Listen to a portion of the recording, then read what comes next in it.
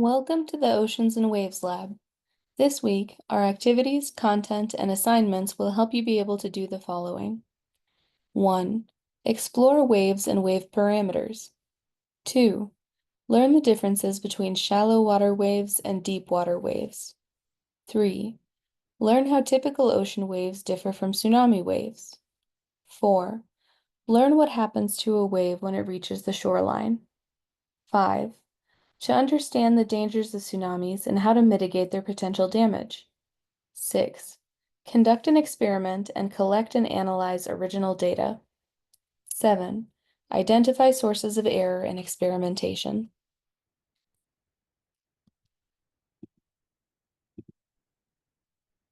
First, we'll start with some background information to provide you context for this week's lab.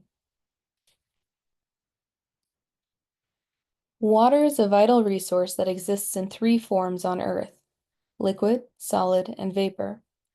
These forms are part of the water cycle, which begins with water vapor condensing in clouds, falling to Earth as precipitation, and then following various paths such as runoff, infiltration, or uptake by plants and animals. The water then returns to vapor through evaporation or transpiration, completing the cycle. Much like the rock cycle, there is no starting or ending point to the water cycle. The vast majority, over 97%, of Earth's water is saline ocean water, while only 2.8% is freshwater. We rely on two main sources of fresh water: groundwater and surface water. Groundwater is found below the surface, either just beneath the soil or in aquifers, which are underground water reservoirs made of permeable rock. Aquifers hold water for long periods but recharge slowly. Surface water, such as streams and rivers, is more dynamic and transports water, sediment, and nutrients downstream. As a society, we use water for numerous purposes, including cleaning, drinking, irrigation, and power generation.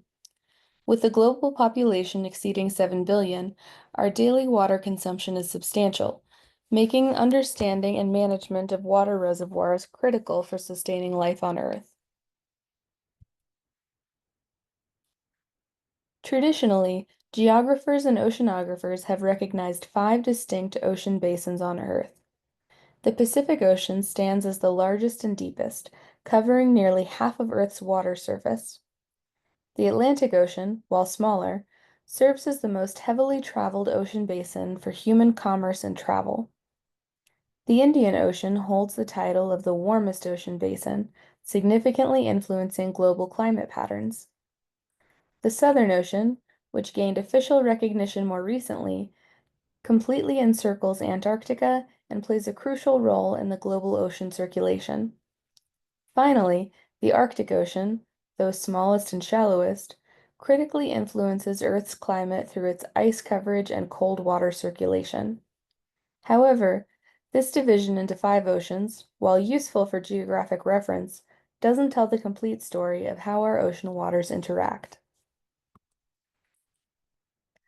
Despite our traditional naming of 5 separate oceans, Earth actually functions with one interconnected global ocean system.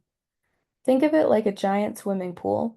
While we might label different areas as the deep end or the shallow end, it's all the same body of water.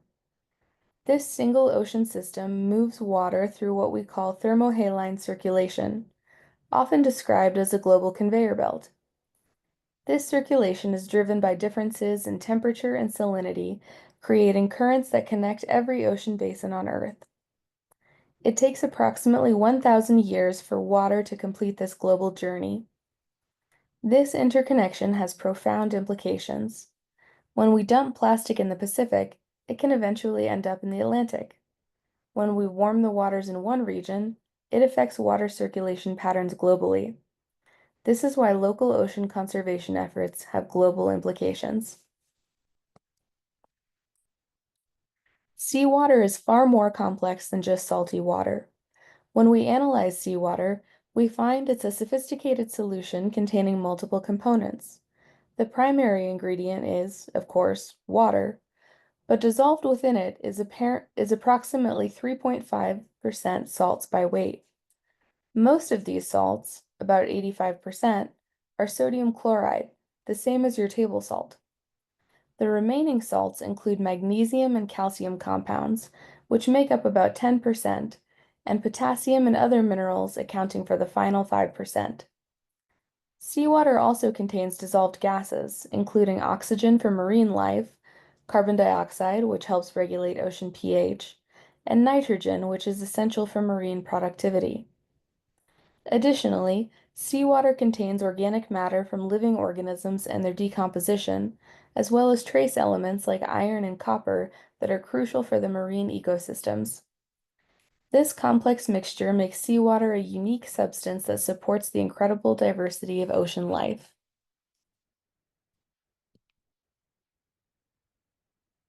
Understanding wave anatomy is crucial for comprehending ocean dynamics. When we look at a wave, we can identify several key components. The crest is the highest point of a wave, where the water reaches its maximum height above the average water level. The trough, conversely, is the lowest point, where the water dips below the average level. The wave height is measured as the vertical distance from trough to crest, and this measurement tells us about the wave's energy. The wavelength is the horizontal distance between two consecutive crests or two consecutive troughs, and this measurement helps us understand how the wave will behave. We can also measure the wave period, which is the time it takes for two consecutive crests or two consecutive troughs to pass a fixed point. These measurements aren't just academic. They're incredibly important for everything from ship design to coastal engineering. One of the most fascinating aspects of waves is how they transfer energy through water. When you watch a wave move across the ocean, what you're actually seeing is energy transfer, not water movement. The water molecules themselves move in circular paths, like a wheel rolling forward. As the wave passes, each water molecule traces a near-perfect circle, returning almost exactly to its starting position. This is why a floating object, like a buoy, bobs up and down and slightly forward and back, but doesn't get carried along with the wave. The diameter of these circular paths decreases with depth, which is why wave motion is strongest at the surface and becomes progressively weaker as you go deeper. The amount of energy a wave carries depends primarily on its height and its period. Wave height is particularly important because wave energy increases with the square of the height. This means that when a wave doubles in height, it carries 4 times as much energy. This energy doesn't distribute evenly through the water column. Instead, it concentrates near the surface, with about 95% of the wave's energy contained in the water above a depth of 1/4 wavelength. This is why surface water waves can travel long distances across the ocean with very little energy loss, while deep ocean waters remain relatively calm.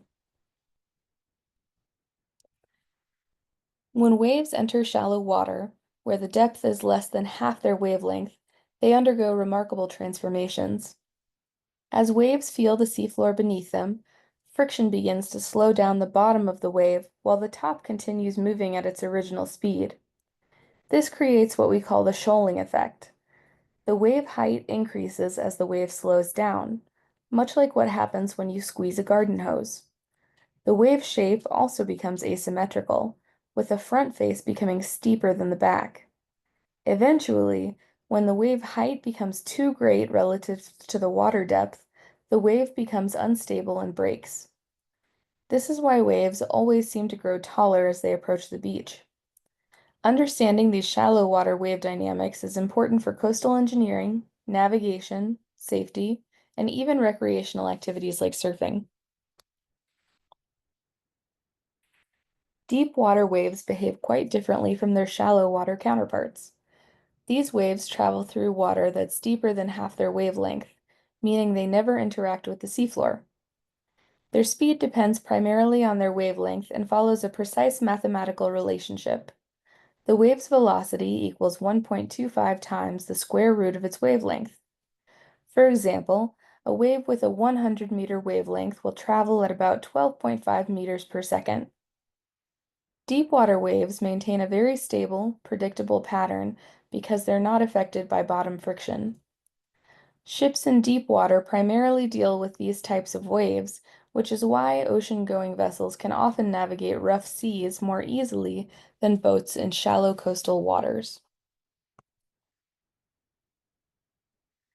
Now let's address a common misconception. Tsunamis are fundamentally different than the regular waves that we've been discussing. Unlike wind-generated waves that only affect the uppermost layers of the ocean, tsunamis involve movement of the entire water column from the surface to the seafloor. These waves are typically generated by sudden, dramatic events like earthquakes, underwater landslides, volcanic eruptions, or meteorite impacts. When you hear tsunami, don't think of the curved, rolling waves that surfers ride. Think instead of a rapid rise in water level, more like filling a bathtub too quickly. The entire body of water gets displaced and moves as one unit, which is why tsunamis can carry such immense destructive power. One of the most counterintuitive aspects of tsunamis is their behavior in the open ocean. Despite their enormous energy, tsunamis in deep water might pass beneath a ship completely unnoticed. This is because they typically have very long wavelengths, sometimes hundreds of kilometers, but relatively small wave heights in deep water, perhaps only a few feet. However, as these waves approach shallower coastal areas, they undergo a dramatic transformation. The wave slows down and compresses, causing the water to pile up vertically. This is why a hardly noticeable ocean wave can become a towering wall of water at the coastline. This characteristic also makes tsunami detection in the open ocean particularly challenging, requiring specialized deep ocean monitoring equipment. Earthquakes are the most common cause of tsunamis, particularly those occurring under the ocean floor. When tectonic plates suddenly shift, they can displace enormous volumes of water above them. Imagine quickly lifting one end of a bathtub. The water rushes to adjust to this sudden movement. Similarly, when an underwater earthquake occurs, it pushes water upward, creating a series of waves that radiate outward from the epicenter. The largest tsunamis typically come from earthquakes in subduction zones, where one tectonic plate is forcing its way under another. The 2004 Indian Ocean tsunami and the 2011 Tohoku tsunami were both triggered by such underwater earthquakes, demonstrating the devastating potential of these events. Underwater landslides and coastal erosion events can also trigger devastating tsunamis. These events typically occur when large masses of sediment or rock become unstable and suddenly move downslope. Think of it like dropping a large rock into a pond. The water gets displaced suddenly and creates waves. However, in the case of submarine landslides, the scale is immense. These slides can involve millions of cubic meters of material moving down continental slopes. They're particularly dangerous because they can happen with little warning and can occur close to coastlines. The 1998 Papua New Guinea tsunami was caused by such an underwater landslide, demonstrating how these geological events can generate locally intense tsunami waves that give coastal communities very little time to evacuate. Volcanic activity presents another significant tsunami hazard, particularly in regions with active coastal or submarine volcanoes. Tsunamis can be generated by various volcanic processes: sudden underwater explosions, the collapse of volcanic edifices, or pyroclastic flows entering the ocean. The mechanism is similar to throwing a large rock into the water, but the scale is much larger and the processes more complex. A historical example is the 1883 eruption of Krakatoa in Indonesia, which generated tsunamis reaching heights of 40 meters and caused widespread devastation. More recently, the 2018 Anak Krakatau eruption and collapse reminded us that volcanic tsunamis remain a serious threat to coastal communities around the Pacific Ring of Fire. While extremely rare, meteorite impacts in ocean basins represent potentially the most catastrophic tsunami generating events. When a large meteorite strikes the ocean, it instantly displaces a massive volume of water, creating waves that can propagate across entire ocean basins. The energy transfer is incredibly efficient. Much of the impact energy converts directly into wave energy. While we haven't experienced such an event in recorded history, geological evidence suggests that prehistoric meteorite impacts generated mega tsunamis, with wave heights potentially reaching hundreds of meters. The Chicxulub impact, which contributed to the extinction of the non-avian dinosaurs, likely generated massive tsunamis that reshaped coastlines around the Gulf of Mexico and beyond. Given the destructive potential of tsunamis, we've developed various strategies for protection and early warning. The backbone of our tsunami preparedness is the DART system, Deep Ocean Assessment and Reporting of Tsunamis. These buoys detect sudden pressure changes in the deep ocean that might indicate a tsunami. On the protection front, we employ multiple approaches. Artificial reefs and underwater barriers can help dissipate wave energy before it reaches the shore. Seawalls and floodgates provide direct physical barriers against incoming waves. Perhaps surprisingly, coastal forests can also play a crucial role. Dense vegetation can significantly reduce tsunami flow speeds and can catch debris. Japan, in particular, has been a pioneer in developing comprehensive tsunami protection systems, including automated floodgates and elevated safe zones. Next, we'll discuss information that you'll need to complete this lab. There are no safety concerns specific to this lab. There are no helpful hints specific to this lab. The procedure and worksheets will be provided by your TA, but these will also be available on the instruction page in this lab's Karman module. All other physical supplies will involve the wave tank in the back of the classroom. Again, the procedure and worksheets can be downloaded on the instruction page in this lab's Karman module.